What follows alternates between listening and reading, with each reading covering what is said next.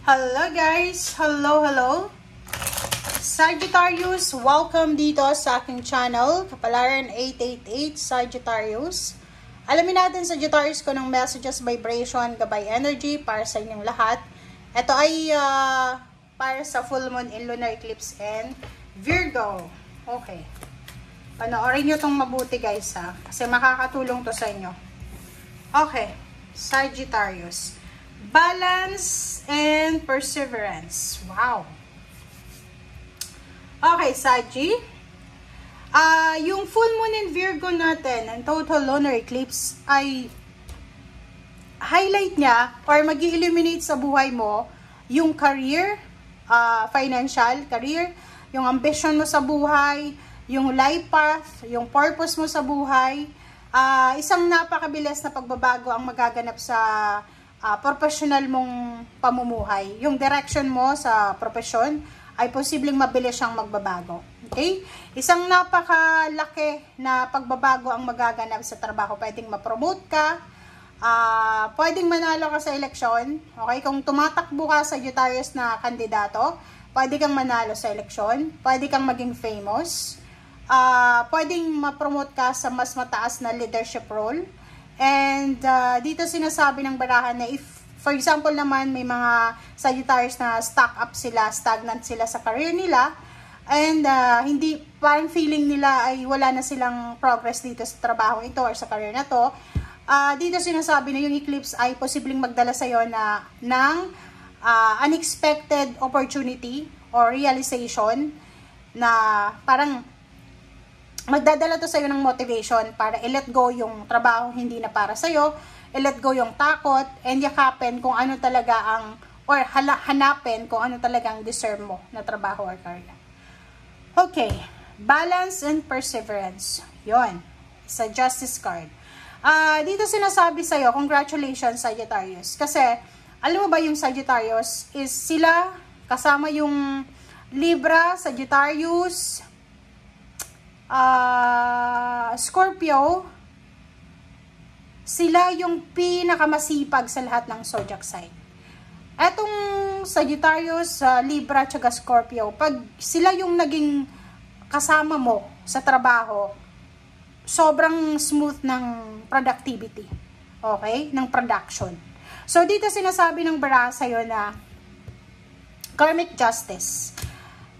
Congratulations Sagittarius kasi dahil sa sobrang sipag mo, dahil sa sobrang pagpupursige mo, dahil sa sobrang focus mo sa ginagawa mo, posibleng maging balance talaga. Papasok yung karmic justice sa'yo. So, kasasabi ko lang sa'yo kanina, pwedeng ma-promote ka sa trabaho, pwedeng mabigyan ka ng mataas na posisyon, mataas na sweldo, maging famous ka, sisikat ka, magiging parang isa ka sa mga mananalo sa eleksyon, or basta mabibigyan ka ng recognition, ng awards, rewards, or anything na, or fame. Yun ang nakikita natin. And karmic justice is kung ano yung ginawa mo sa past, ibabalik sa'yo sa kasalukuyan. So, kung naging masipag ka sa nakaraan, syempre, marami ding financial outcome or sabihin natin na outcome, positive outcome ang darating sa buhay mo.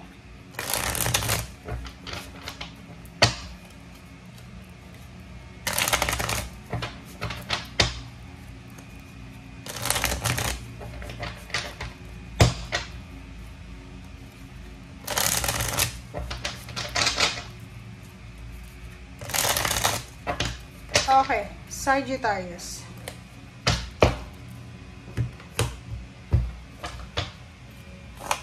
Okay, first card is 5 of Wands. Ooh. Okay. 55 and 2. Sagittarius. 5 of Wands, 5 of Pentacles. So, nakikita ko sa'yo dito na mag-iingat ka kasi maraming maiinggit sa'yo eh. Bakit maraming maiinggit? Kasi ngayon nga, may major shift ng financial mo eh, ng career mo eh.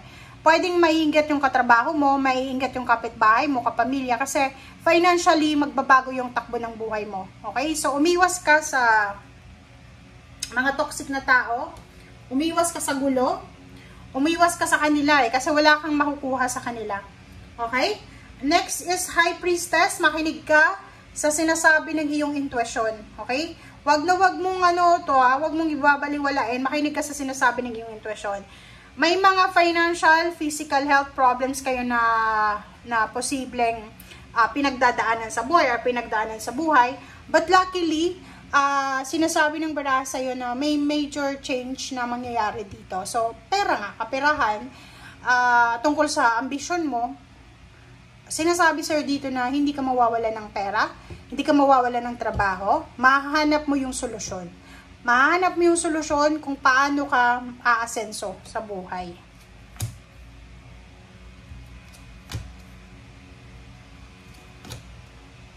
Okay, so yun, the Empress, Three of Cups, and Judgment. Okay, Sagittarius, kita mo to. Sinasabi ng baraha sa'yo na isang decision making mo lang, isang major decision ang gagawin mo ay posibleng magbigay sa'yo to ng pagbabago.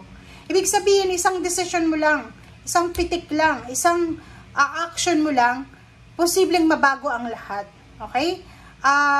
Fertile ideas, fertile mindset, mga pagbabago sa buhay. Ito yung kailangan mo ngayon, or ito yung magdadala sa'yo ng, kumbaga, overall happiness and success. Okay? So, nakikita ko sa'yo dito na yung nagpo-procrastinate na Sagittarius, naku, tigilan nyo yan. Action na. Kailangan nyo nang gawin yung action as soon as possible. Sayang yung oras, sayang yung panahon, sayang yung motivation, sayang yung energy, sayang yung blessing. Okay, Death card. Diba? Yung Death card na to is transformation, major shift, major change. Sinasabi sir dito ng Death card na to na may magtatapos, may kailangan matapos para makapagsimula. Ito naman is the Star, sinasabi na abot kamay mo na yung pangarap mo or mahahawakan mo na yung pangarap mo. Punong-puno ka ng pag-asa, punong-puno ka ng parang pagtitiwala, parang ganon. And next naman is the Lovers. Nakikita ko sir dito na if you're single, Sagittarius, kita ko sir dito na yung wini-wish mong karelasyon ay abot kamay mo na. Yung wini-wish mong trabaho ay abot kamay mo na. And nakikita ko rin sa'yo dito na yung pangarap ng mag-asawang ito ay posibleng nandito na. Pwedeng fertile ideas, fertile baby. So, new baby. Pwedeng may pinapangarap kayong bagong baby, negosyo, company, pangingibang bansa. Ito na siya. Last card natin is 8 of Cups. Okay? 8 of Cups. So, nakikita ko sa'yo dito na mayroong travel na posibleng gagawin ka, Sagittarius. If you're married or may karelasyon ka sa isang Scorpio, posibleng kayong dalawa ng Scorpio na ito, ay posibleng makapag-desisyon kayo na umalis, mag-travel, mag-relocate sa ibang bansa, mag-migrate sa ibang bansa, or magtrabaho sa ibang bansa. Okay? Thank you guys for watching guys. Bye!